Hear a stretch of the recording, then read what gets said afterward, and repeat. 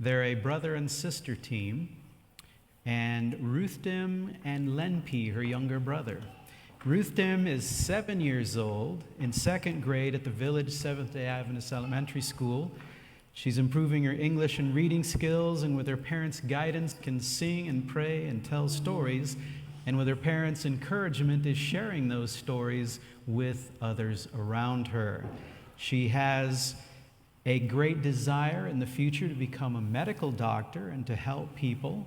And her short-term goal for now is to be a good student and helpful in the service of God. Ruthdim and Lenpi will be singing Above All Power.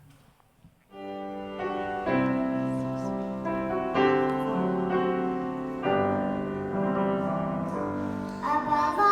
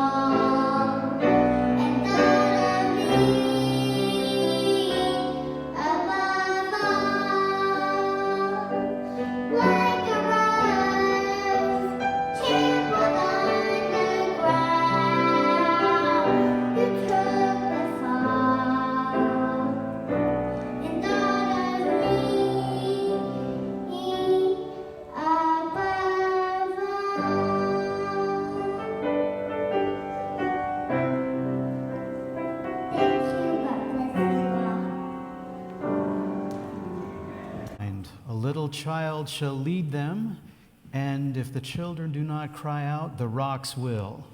Well, another thought that comes to my mind is the power of Christian education in the home and in the school. This evening we've heard a number of pieces where there's a cooperation between the musical education at home and the musical opportunities at school. And as our young people get a chance to sing out their love for Jesus, it deepens. Amen. And they're every day being tutored by wonderful teachers, but the first pastors and the first teachers are mom and dad. And That's right. you can see the priority for Christian education, and it spans the spectrum: home, school, and church. And Amen. our society That's right. needs this now more than ever.